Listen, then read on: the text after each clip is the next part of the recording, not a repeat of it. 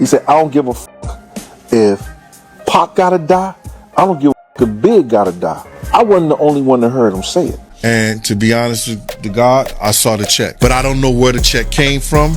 I just know the person who had the check, and I know what they told us what he got the check for. I saw the check for Pac's. I guess it was for Pac's life. They ain't tell the whole Tupac story in that Diddy documentary. And nah, that wasn't by mistake. That was on purpose. Now Gene Deal out here finally seeing what everybody been dancing around. If you click this, you ain't here for the watered down version. You here for the raw. No edits, no PR spin, no pretty lies. And trust me, what Gene starts breaking down flips how this whole situation really looks. You could see when somebody loves somebody, you could see when somebody hates somebody. And when I was around him, I could see that he hated Pac. You know, but then how could you hate somebody that you try to do all the things that he... Before we dive in, hit subscribe if you're tired of fake narratives and industry cleanups. See, Gene Deal ain't no blogger. He ain't no internet dude popping up late trying to rewrite history. He was really there, up close, in the rooms where the doors was closed and the truth wasn't meant to leave. As Diddy's former bodyguard, Gene wasn't just around power, he was around conversations, the kind that never make the news, the kind people only whisper about years later once damage already done. You know what I'm saying? I don't know for sure. Damn. I just know after Pac died, that check came into somebody's hand. Got you. And they said, this is what I got the check for. And it was just funny that it was soon after Pac died that they got that check for that. Wow. And for a long time, Gene stayed quiet.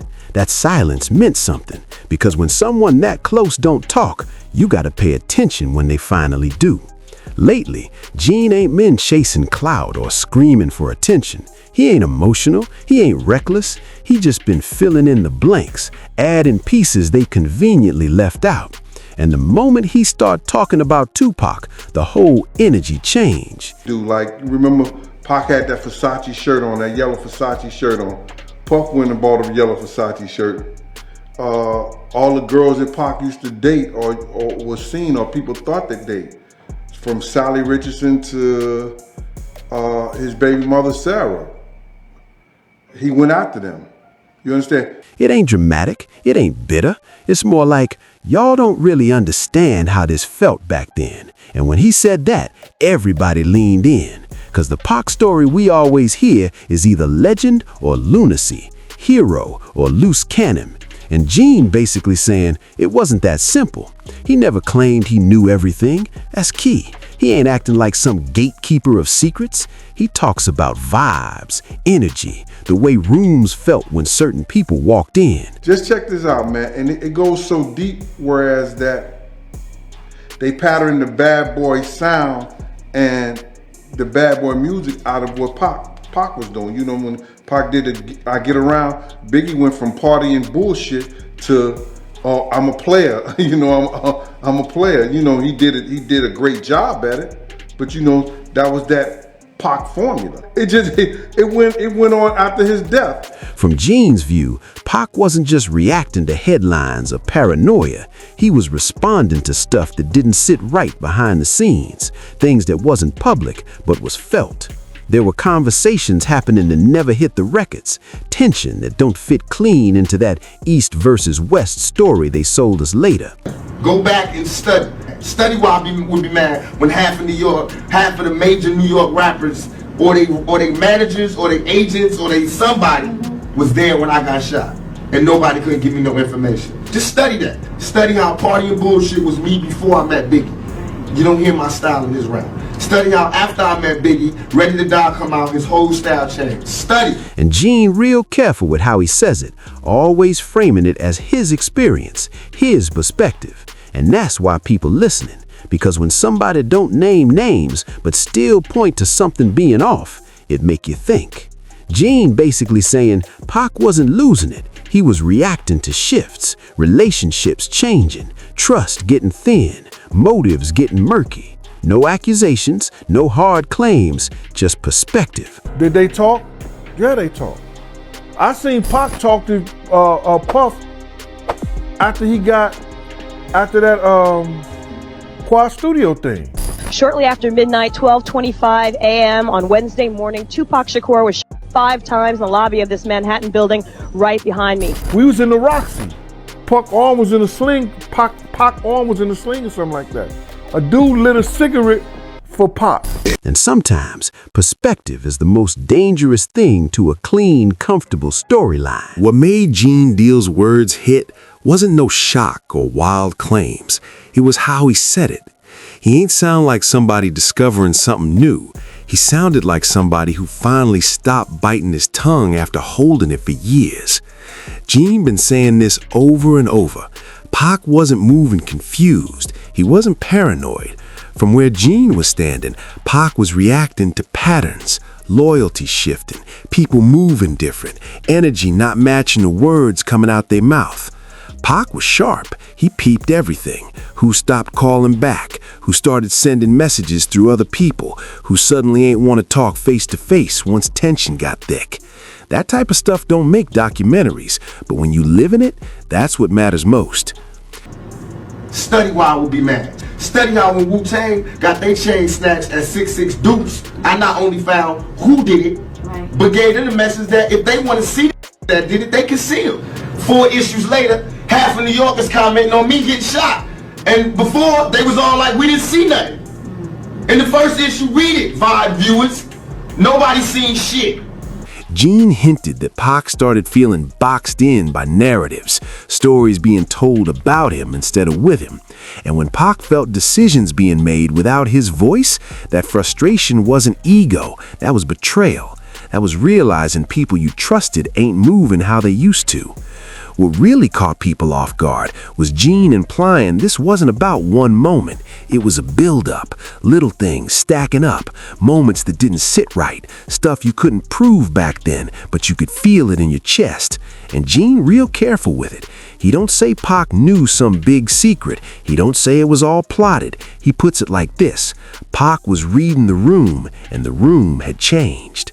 The 4th issue, when they came back with a reply, everybody knew what I did. They knew what I said. I was acting. Who gets shot 5 times in acts? Oh, I didn't get shot 5 times in their vision. I only got shot once because they found the bullet. The police found it, but now they the cops. Now they doing detective work. They found the bullet. Oh, you found the bullet, huh? So what is this other shit in me then? What was the doctors talking about? That part matters. For years, they painted Pac like he was wild, impulsive, self-destructive. Gene ain't excuse everything Pac did, but he quietly flips that picture. He's saying Pac's reactions didn't come out of thin air. Another thing Gene hinted at? Pac wasn't being heard. His concerns got brushed off, labeled as overthinking, called emotional.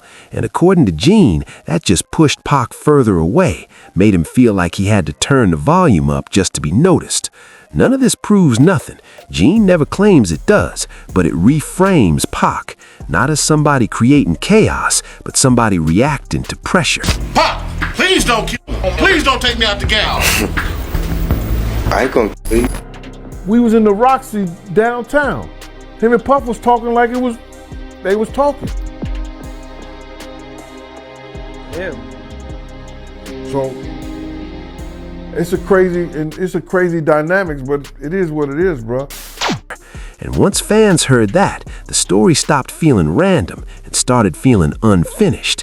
Because if Pac wasn't spiraling, and if the tension wasn't imaginary, then you gotta ask the question nobody wanna ask. Why the official story keep leaving this part out? And this where it get uncomfortable. Not because of what was said, but because of what wasn't. Documentaries don't just tell stories, they choose them. Every time you put something in, you leave something out. And when you're talking about mid-90s hip-hop, an era that volatile, those choices carry weight. He didn't really come famous until after the death of Tupac and the Notorious Big, brother. So that's like 97. He went on that whole Bad Boy tour with the #1 song in the world, Missing You, where he stole the thing from Sting, the lyrics from Sauce Money. He was stealing people's dreams, man. Black Rob probably could have changed his life. Gene Deal's perspective bring in emotion, doubt, gray areas, And that type of messiness don't fit clean in a project built around legacy, survival, success, and control. Some fans say it ain't about truth, it's about risk. The moment you crack open behind-the-scenes tension, you invite questions nobody got clean answers for. Questions about relationships, about communication breaking down, about whether some conflicts could have been handled different back then. That ain't an accusation, that's a storytelling problem. Then there's timing. Digging into unresolved tension decades later can shake narratives that already got cemented as history. It's easier to skate past it than to really sit in it. Another thing fans keep pointing to is narrative control. Not on some conspiracy stuff, just real life. Documentaries try to simplify. Gene's comments don't simplify nothing. They complicate everything. If he wouldn't have stole G-Dep from him, if he would have treated Craig Mack and not try to steal his music, use him in the way that he used Craig Mack to catapult the Notorious Big, Craig Mack, life could have been changed. If he would have never set up the atmosphere and bring it big to that party, the Notorious Big life may still be here. Use the Crips. Maybe Tupac would have never had that altercation. No villains, no heroes, just confusion, crossed signals, and emotions running wild. And confusion don't sell clean endings. Plus, a lot of people from that era still alive, still active, still care how they remembered. Opening certain doors don't just affect the past, it reshapes the present. So instead of denying those layers, some stories just move around them. Fans noticed because when a documentary revisits a defining era and tiptoes around the emotional pressure points, it don't feel accidental, it feels intentional, even if the intention was just to avoid reopening old wounds. And that's why Gene Deal's words hit like they did. He ain't contradict the documentary, he showed you where the lines were drawn. And once you see where the frame ends, you can't stop wondering what's sitting just outside it. That's what, if that insulted my intelligence. So, do you think Puffy was involved in the shooting? Only they can answer that question. I believe so. I do believe so. I have proved things that I can say that will back up my claim, but this is not for the world to know about. You know what I mean? It's between me and him, and only he knows. And I feel as though he wronged me. You got out of hand and you wronged me. You got seduced by the power, not because he's an evil person, but because money is evil if it's not handled right. If you lose your composure, you can do anything. And he fear got stronger than love, and they did things that they know they weren't supposed to do. Soon as Gene Deal's words hit the internet, it went crazy, instantly. Folks ain't just agree and keep it moving. They paused, rewound, broke down every clip, line by line. A lot of fans felt validated. These are the same people who always knew something was missing. They read old interviews, decoded lyrics, watched dusty footage, and never fully bought the cleaned-up versions they kept feeding us in documentaries. Gene just said out loud what they've been feeling, that Pac wasn't moving reckless, and that tension wasn't exaggerated. That was real life. But not everybody was rocking with it. Some people questioned it. Why now? Why crack old wounds this late in the game? They wondered if Gene talking was about truth or tension.